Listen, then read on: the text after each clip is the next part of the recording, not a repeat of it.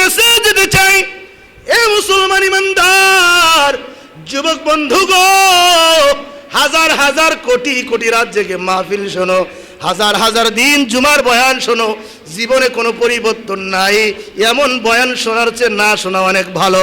কথা বলেন ঠিক কিনা? আর একটা জুমায় যদি আমার আপনার মনটা গলে যায়, আমলের দিকে ঝুঁকে যায়, ওই একটা জুমার বয়ান এক রাতের মাহফিল নাজাতের ওসিলা। ঠিক কিনা? এজন্য আমি কি মেসেজ দিতে চেয়েছি বুঝতে পেরেছেন? বুঝতে পেরেছেন? এটা যা কিছু করব বলবো খুশি রাখতে হবে কাকে? আর একটু আল্লাহর নাম জোরে উচ্চারণ করে বলেন কাকে? আরো জোরে বলেন কাকে খুশি করতে হবে? কে কি বলবে, কে কি ধরবে, কে কি করবে, এগুলো দেখার দরকার না। আমার আল্লাহ যার প্রতি খুশি, দুনিয়াও তার প্রতি খুশি। ঠিক কিনা? এজন্য শামসুল হক ফরিদপুরি রহমাতুল্লাহি আলাইহি বলে গিয়েছেন, এ পাগল, এ দুনিয়ার মুসলমানেরা, দুনিয়ার জমিনে তুমি সব কিছু পেয়েছো, তুমি তোমার আল্লাহকে পাও নাই। তোমার মতো বেকুব নির্বোধ পৃথিবীর জমিনে আর কেউ নাই। ঠিক কিনা? আর তুমি দুনিয়ার জমিনে কিছুই পাও নাই, তুমি ফকির, তুমি মানুষের ধারে ধারে ভিক্ষা করো, ফকির। সমাজে কোনো দাম নাই, রাষ্ট্রে কোনো দাম নাই, ফ্যামিলির ভিতরে কোনো দাম নাই, কিন্তু তুমি আল্লাহকে পেয়েছো। তোমার মতো বুদ্ধিমান আসমান জমিনের উপরে আর একটাও নাই। ঠিক কিনা? এজন্য দুনিয়ায় সব কিছু পাওয়ার নাম সফলতা না, সফলতা হচ্ছে আল্লাহর কাছে বড় সফলতা। এজন্য আল্লাহ পাক বলে, ফামান যুহজিহা আনিন নারি ওয়া উদখিলাল জান্নাতা ফাকাদ ফাজ ওয়া মাল হায়াতুদ দুনিয়া ইল্লা মাতাউল গুরুর। আল্লাহু আকবার।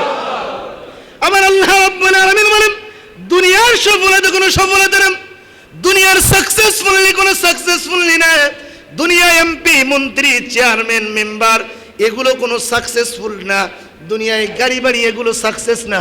আমার আল্লাহ বলে, উদখিলাল জান্নাতা ফাকাদ ফাজ, ওই পরকালে কঠিন মুসিবতের দিন যাকে আমি আল্লাহ জাহান্নাম থেকে মুক্তি দিয়ে যাকে আমি জান্নাতে ঢুকায়ে দিব, জান্নাতে প্রবেশ করায় দিব, এর মতো সাকসেস আর একটাও হইবে না। ঠিক কিনা? আমার আল্লাহ বলে, উদখিলাল জান্নাতা ফাকাদ ফাজ ওয়া মাল হায়াতুদ দুনিয়া ইল্লা মাতাউল গুরুর। দুনিয়ার সফলতা এগুলো কিচ্ছু না। এজন্য মিল ফ্যাক্টরির মালিক, যার যত বেশি টাকা হয় সে তত বেশি আমল ছেড়ে দেয়। কথা বলেন ঠিক কিনা? দুনিয়ার নিয়ম আমরা চোখে দেখি, যার যত বেশি অর্থ সম্পদ আল্লাহ দেয় তার তত বেশি আমল লাগে না। ওই বছর বছর যাকাত দিলে খালাস, বছর বছর হজ করলে খালাস, মাপ পাবেনি। কথা বলেন মাপ পাবেনি। এজন্য গত জুমায় বলেছিলাম, যুবক পায়ে হাত দিয়ে বলে যাই, ও মুরব্বী বাবারা, আমি তো আপনাদের সন্তানের মতো, আমি তো কারোর শত্রু করার জন্য এই মেম্বারে বসি নাই। কোন মানুষ আমার শত্রু নাম যদি ভালো আলোচনা করে নাও করি, বেতন মসজিদ কমিটি আমার ঠিকই দেবে। এত গলা বাজায়া বাজায়া কষ্ট করে এত চিল্লায় কথা বলার আমার কোনো দরকারও ছিল না। কিন্তু আমি জানি আপনারা আমার খারাপ বলতে পারেন, কিন্তু আমি তো আপনাদের সন্তান, আমি তো আপনাদের ভাই, আমি তো আপনাদের বন্ধু। কিয়ামতের ময়দানে আমার আল্লাহ বলবে, এত বড় একটা মেম্বারের দায়িত্ব দিয়েছিলাম, কি করেছিলি? কেন মুসল্লিদের হক আদায় করিস নাই?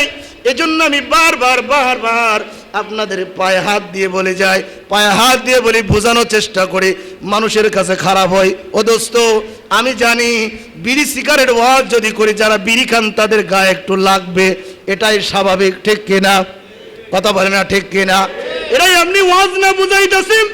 বিড়ি সিগারেট মদ গাঞ্জা যারা খায়, এ ওয়াজ কোরআন এবং হাদিসের ভিতরে আছে না নাই? আমরা পড়েছি কি পড়ি নাই? কথা বলে না, পড়েছি কি পড়ি নাই?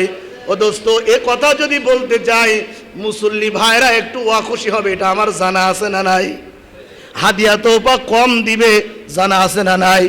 যে ঘুষ খায়, যে ব্যভিচার করে, যে সুদ খায়, যে অন্যায় করে, যে ঘুষ দেয়, এই ওয়াজ যদি মসজিদে বসে বসে আমি করি, আমি জানি আমার মুসল্লিরা আমার সাথে খারাপ হয়ে যাবে, শত্রু হয়ে যাবে, লাগালাগি হইতে পারে।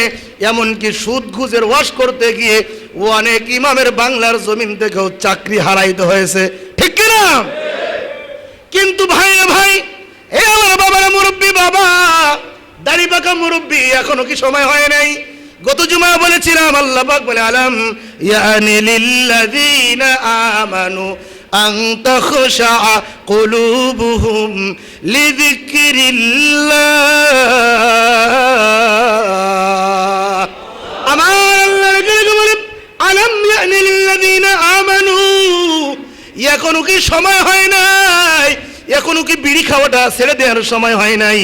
এখনো কি বদমাইশি করাটা ছেড়ে দেওয়ার সময় হয় নাই?